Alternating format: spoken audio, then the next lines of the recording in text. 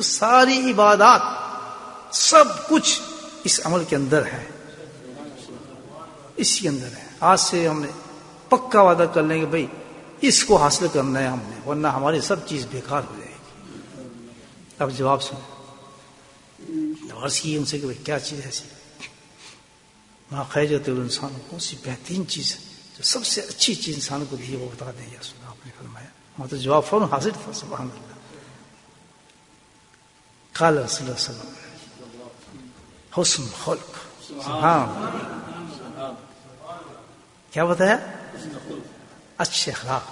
سبحان اللہ. اچھے اخلاق، پورا دین اس کے اندر آ گیا ہمارے. سمٹ گئی ہماری ساری عبادتیں، ایوری تھنگ. نماز بھی اس کی اچھی جس کا اخلاق اچھا ہے، روزہ بھی اس کا اچھا جس کا اخلاق اچھا ہے، حج بھی اس کا اچھا جس کا اخلاق اچھا ہے، قرآن بھی اس کا اچھا جس کا اخلاق اچھا ہے، علم بھی اس کا اچھا جس کا اخلاق اچھا ہے نہیں بھائی؟ بن گیا ہر چیز جو کس کے تابع ہو گئی ہے؟ اخلاق کے تابع. اخلاق کے تابع ہو گئی. تو کیا ہوا؟ مطلب یہ ہے کہ سب سے پہلی چیز جو اللہ نے ہمیں دولت ہمیں دی ہے، سب سے بڑی دولت ہمیں دی ہے ایمان. پہچان گیا. کس کو پہچانے؟ اپنے رب کو پہچان گیا شخص. ایمان اور بے ایمان میں فرق ہوتا ہے. یہ اپنے رب کو پہچان چکا اور اس نے اپنے رب کو نہیں پہچانا ہے. اور جو اپنے رب کو نہیں پہچانتا ہے وہ ہر ایک کو اپنا رب سمجھنے لگتا ہے. کتنا بڑا نقصان. جو اپنے دوست کو نہیں پہچانتا ہے تو وہ ہر ایک کو اپنا دوست سمجھنے لگتا ہے. ایسے ہوتا ہے نا. جو جانتے نہیں کہ اچھا دوست کون ہے، یار یہ بھی اچھا دوست ہے، یہ بھی اچھا دوست ہے، لیکن پتا ہو کہ یار یہ میرا پکا دوست ہے تو ادھر ادھر نہیں جائے گا، بس اسی کے ساتھ تعلق رکھے گا. تو ایمان کی ڈیفینیشن کیا ہے اور بے ایمان کی فرق کیا پڑتا ہے؟ کہ ایمان والا پہچان جاتا ہے کہ یہی میرا خالق ہے، یہی مالک ہے، یہی رب ہے. تو جب وہ اس کو پہچان جاتا ہے کہ میں مالک، نہ پھر وہ لیفٹ جاتا ہے نہ وہ رائٹ جاتا ہے. سبحان اللہ. بس پھر تو ہر چیز جو کچھ ہوتی ہے سیدھا اللہ کے پاس جائے گا. یہ میرا رب ہے، مجھے ضرورت کیا کس کے پاس؟ جو ادھر ادھر پھر رہے ہوتے ہیں سمجھو اللہ کو نہیں پہچانے. کتنی بڑی سزا ہے جو اللہ کو نہیں پہچانتا، وہ در در ٹوکریں کھاتا پھرتا ہے. تو اللہ نے نعمت دے دی ہمیں، بڑی نعمت دے دی. کیا کہتے ہیں ایمان والے؟ کیا ایمان والے مطلب کہ ہم نے اب اپنے رب کو پہچان لیا. بھئی ہے یہ سب کچھ. اب ہم سمجھ آ گئے کہ بھئی ہم تو دنیا چکر میں پھرتے رہیے، ہم تو سمجھ گئے اس بات کو کہ جو کچھ بھی اب ہمارا تو رب ہمارے سامنے ہے. پالنا بھی اس نے، دینا بھی اس نے، مارنا بھی اس نے، زندہ بھی اس نے کرنا. ہر چیز کا اختیار اسی کو ہے. تو جب سے ہر چیز اس کے پاس ہے تو پھر مجھے کہیں جانے کی کیا ضرورت ہے؟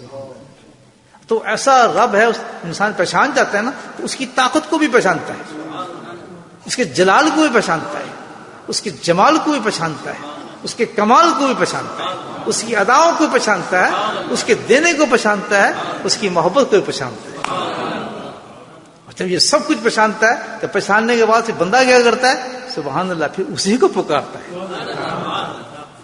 جو اللہ کو پہچان گیا، ایمان لیا ہے، تو سب سے پہلی چیز وہ کس کو پہچانے گا؟ اپنے اخلاق کو پہچانے گا. کتنا بڑی بات ہے، آپ سوچیں پورا قرآن کہہ رہا ہے یہ بات. کتنی بات قرآن نے اعلان فرما دی، کتنی بڑی بات. اللہ کے نبی نے خود اپنی زبان سے فرمایا کہ میں تو آئے صرف ایک چیز کے لیے ہوں، بلکہ میں کیا جتنے بھی انبیاء بھیجے گئے کتابوں کے ساتھ، بغیر کتابوں کے ساتھ تبلیغیں کی، 900 سال تبلیغ کی، سارے انبیاء کا تھیم اور خلاصہ یہ تھا کہ اس انسان کو اخلاق سکھا دیا جائے، اس کو صحیح کرنا چاہیے. ہم نبی یہی سبق لے کر تھے. اب فرعون نے اخلاق پیش کیا تھا، اخلاق اور کیا کیا تھا اس نے؟ سمجھے؟ تو ہر نبی، اور پھر اللہ کے نبی کی کیا شان ہے کہ سب کو کتابیں دی گئی، لیکن کمپلیٹ کہاں پر ہوئی؟ نبی پاک سے. سب کو دین دیا، اکمل کو دین. کہاں دین مکمل ہوا؟ نبی ذات گرامی سے ہوا.